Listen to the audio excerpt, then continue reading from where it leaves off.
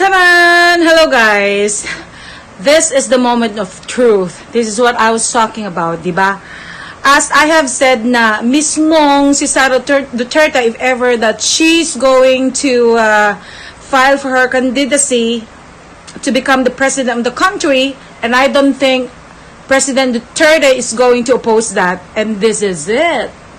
Kaya, there was really nothing wrong when RABIYA Mateo had said, you know, as an answer by the time that she was being interviewed, there was really nothing wrong when she said that a person, especially a girl, as long as she's capable to lead the country, there's no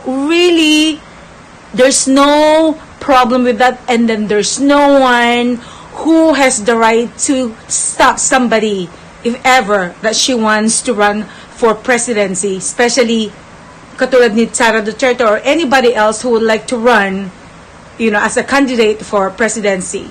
So, eto nga yun eh. This was actually the issue. And then what's wrong with that? I mean, and then this Magno has taken it seriously na sinabi niya na, oh, by saying that answer, and then she was really trying to intimidate or trying to influence all the people that people shouldn't believe on what President Duterte is thinking, that a person, most especially to a certain lady or a girl, shouldn't run as a president in the country. O tingnan mo, o di, obviously, nilunok din ng ating President Duterte ang kanyang statement by the time that he's not gonna let Sara Duterte or his daughter run for presidency. O di ba?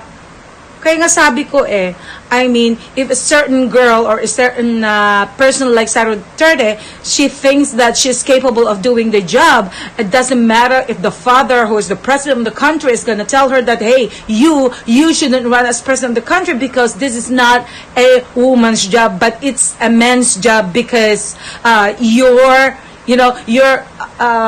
especially when it comes to your emotional capability of taking the job is not really suited for you, most especially. Well, eto na nga mismo, di ba?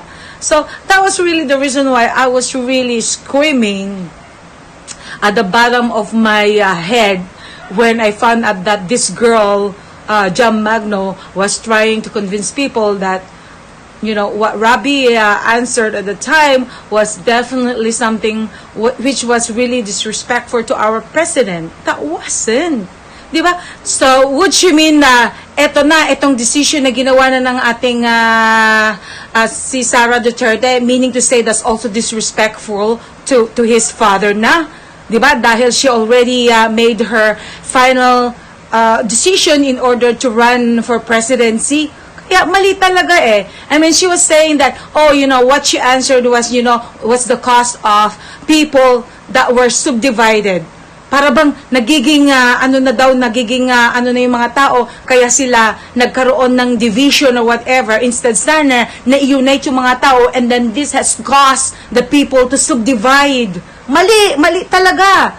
Ang mga tao talaga, once they really want to have a president you know, as a girl or whatever, that would be their decision. What if some of them are going to, they're going to vote for Sara Duterte? Well, you cannot just stop them. Or what if they don't like Sara Duterte? Nobody can stop them either, because that is their own judgment, or that is their own decision. Nobody can ever influence anybody's decision when it comes to voting else later. Kasi ito, since na she's claiming na she is a social media influencer, so meaning to say, kaya nga nagnangalaiti yung mga iba, kasi nga naman what she's been doing is trying to manipulate, trying to influence all the minds of these people, especially yung mga nagpa-follow sa kanya, so they think na dahil she is a person who's really thinking that she knows better, or she knows everything, that, you know, everything that she's saying is this, she can actually manipulate all the minds of all these Filipinos, and then through her, mai-influensya niya lahat kung ano yung magiging decision nila later on. So, yun ang nakakatakot nakakatakot, di ba? Nakakatakot na itong tao na to na she's saying na itong si Rabia Mateo is the one subdividing kung ano yung mga decision ng mga tao. Siya yung nagdi-divide daw sa mga tao. While in fact, she is the one doing it herself. I mean, everything that she's been doing in order to accuse Rabia for certain issues na hindi na dapat magiging issue or magiging argument, this girl is the one doing it. Well, in fact, Rabia, she was just doing whatever she needed to say as an answer, because I don't think she would be going out there saying that, oh, no. For me, I don't think a girl should be, should be suited to have a position as a president. I don't think, if that would be her answer, lalo akong hindi mag-agree sa kanya. Lalo kung sasabihin na sandali nga ang tanga mo or whatever, di ba? But she just answered it beautifully, gracefully, and intelligently.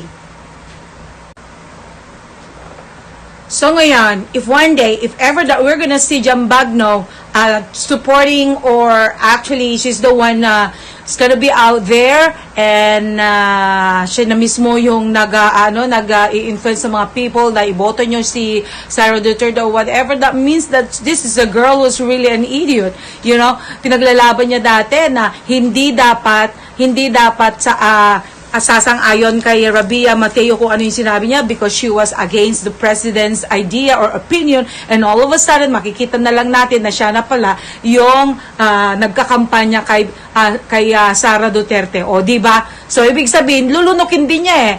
Ngayon pa nga lang hindi pa nga na ipapublicize noon if Sara Duterte is really going to run as a candidate for president, pero siya na mismo nagsasabi na I would never have any other president except Sara Duterte. O, di ba?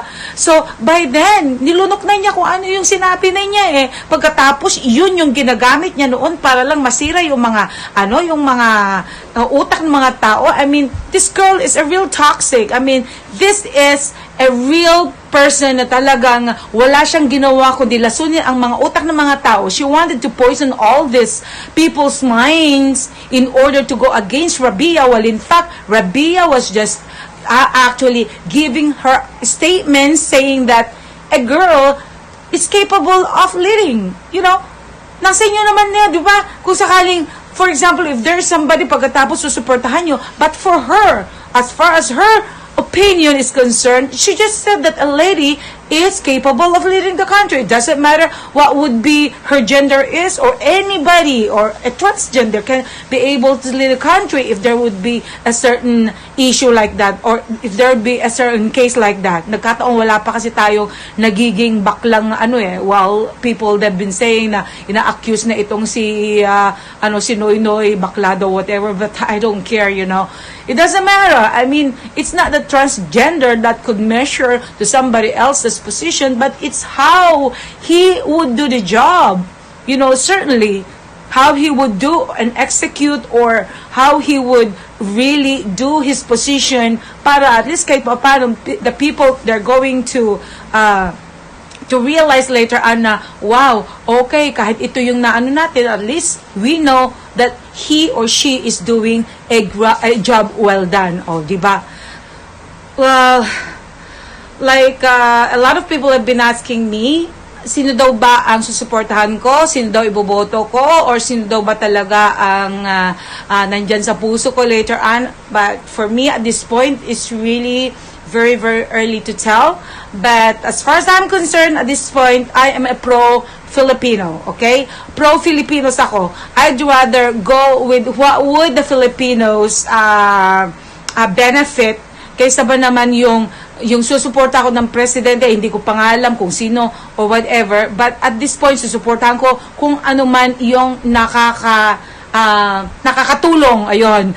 Kung ano man nakakatulong sa mga Filipinos, at alam natin na iyon mismo yung magiging effective later on na magiging presidente natin. Most especially when it comes to our global situation right now. I mean, we really do need a president who would be able to show that there would be a sudden change, or there would be a big change or whatever that we think na buti na lang ito yung presidente na ibinoto natin, at least kahit papano na-solve kung ano yung dapat na malusolusyonan. Okay? Yun ang sa akin, di ba? Because there's a lot of Filipinos right now, they're really shouting out loud kung ano, ang daming mga ang daming mga tao na talagang if possible talagang they would just scream out loud right there na paano na kami, how would be able to survive, paano ang trabaho namin or whatever, ganun ganyan. How come hanggang ngayon hindi pa nasusolusyonan, while in fact other countries they've been already able to solve their issues or solve their problems already, mga ganun ganyan. Well, para sa akin, I'm not the one who would be able to give you an answer in terms of like that, kasi nga naman as of now, diba, as of now, I mean, I'm doing my best to be able to survive, and of course, most especially with my with my son, with Stanley, ganun. Pero yung other people, paano nga pala kung they don't have any source of income, they don't have any source of help or whatever. So, yun nga talaga. I mean, I wish I could be able to help or whatever. Well, I've been doing whatever I could do in order to help some other people, but I just couldn't save everybody. I don't have the capability in order to solve their problems too. I mean, the most important thing here is I am able to solve my problem.